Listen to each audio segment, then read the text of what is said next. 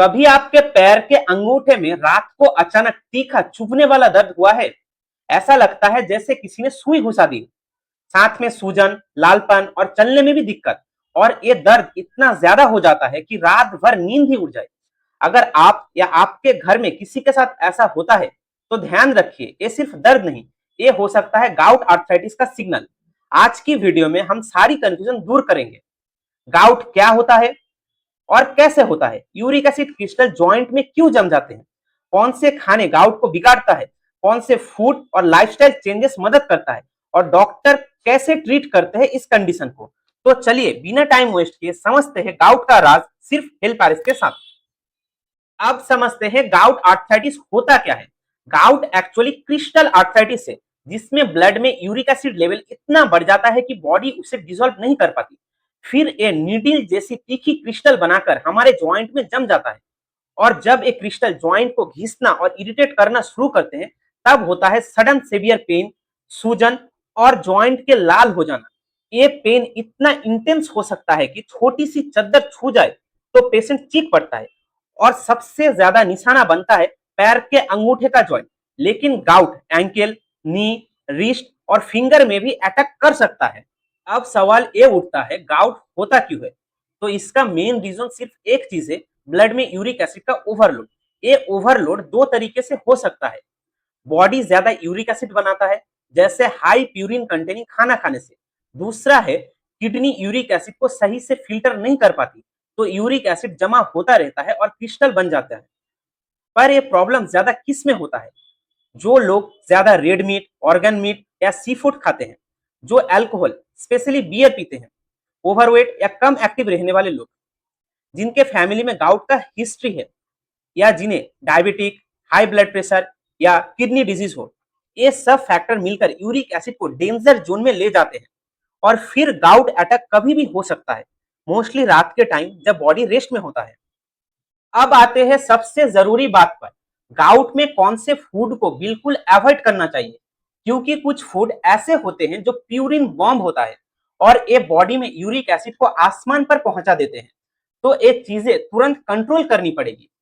Red meat जैसे mutton, beef, pork, organ meat जैसे liver, kidney, sea food जैसे tuna, sardine, sailfish, alcohol specially beer uric acid को double boost देता है। Sugary soft drink, cold drink, packaged juice, junk एवं process food, fast food, bakery, fried snacks, ये सब food gout के flare up को trigger करता है और पेन एवं स्वेलिंग को बढ़ा देता है। तो अगर आप गाउट पेशेंट हो, डाइट डिसिप्लिन इक्वल टू दर्द से छुटकारा। गुड न्यूज, सिर्फ अवॉइड करना ही सॉल्यूशन नहीं है। कुछ फूड ऐसे होते हैं जो यूरिक एसिड को नेचुरली कंट्रोल करने में मदद करते हैं। तो अपनी डेली डाइट में ये चीजें जरूर ऐड करें। लो फैट मिल्क एवं दही, स्टडीज के मुताबिक ये यूरिक एसिड को कम करने में हेल्प करता है। फ्रेश फ्रूट जैसे चेरीज एवं एप्पल, जो इन्फ्लेमेशन को रिड्यूस करते हैं। ग्रीन वेजिटेबल एवं होल ग्रेन हेल्दी न्यूट्रिशन के साथ वेट कंट्रोल में भी मदद करते हैं।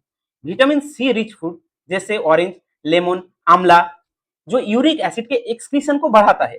और सबसे बड़ा हीरो है पानी। पानी ज्यादा पीने से यूरिक एसिड यूरिन के थ्रू बाहर निकलता है। याद रखें, right food equal to right control.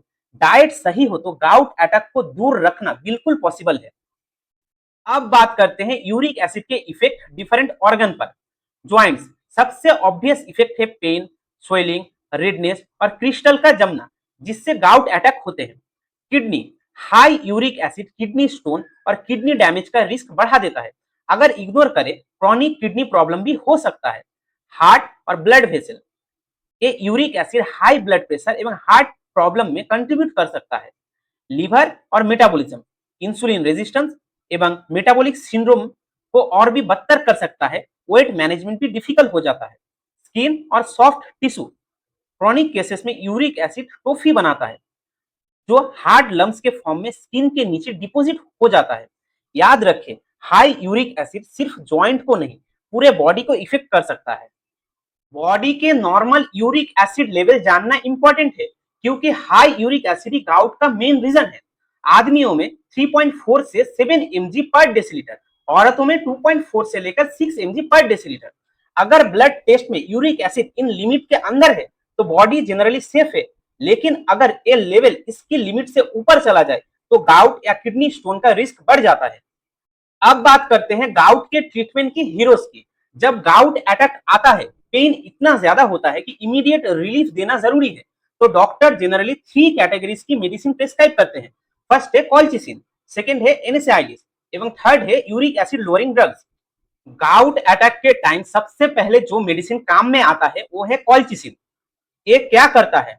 Uric acid crystal से होने वाली इरिटेशन को रोक देता है, इन्फ्लेमेशन और स्वेलिंग को जल्दी से कम करता है, पेन के सेवेरिटी को ड्रामेटिकली कम करता है, और सबसे बड़ी बात, ये मेडिसिन अटैक के शुरुआती फेज में सबसे ज्यादा इफेक्टिव है।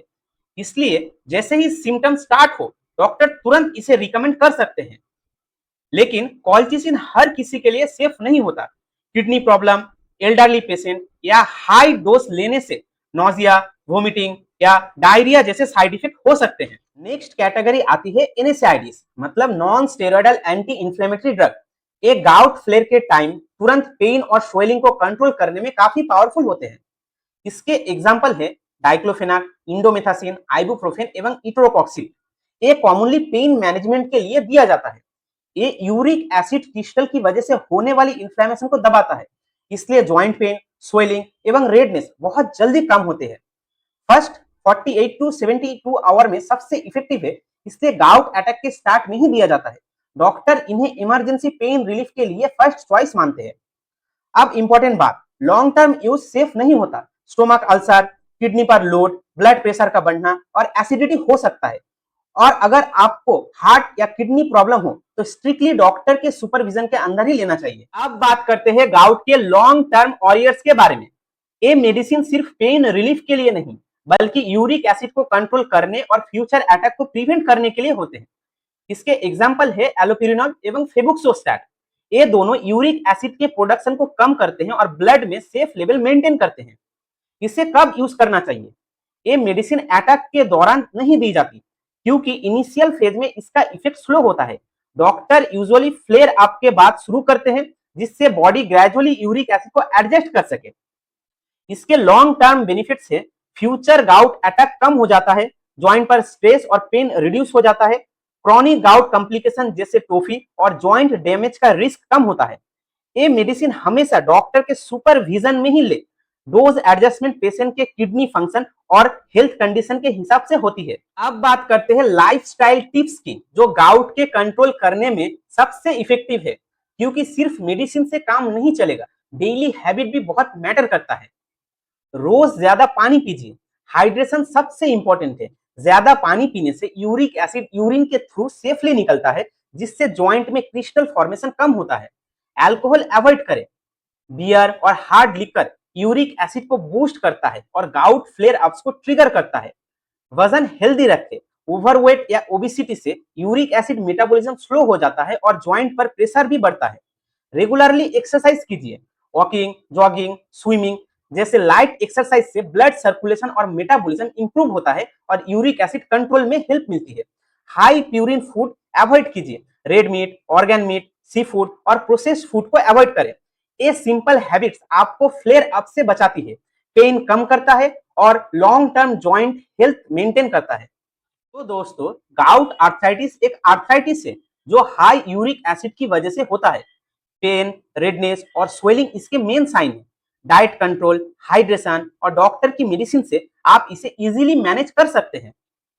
अगर आपको ये वीडियो इंफॉर्मेटिव लगा हो तो लाइक कीजिए, शेयर कीजिए और हेल्थ आरएक्स को सब्सक्राइब करना ना भूलिए। फिर मिलेंगे एक नए हेल्थ टॉपिक के साथ।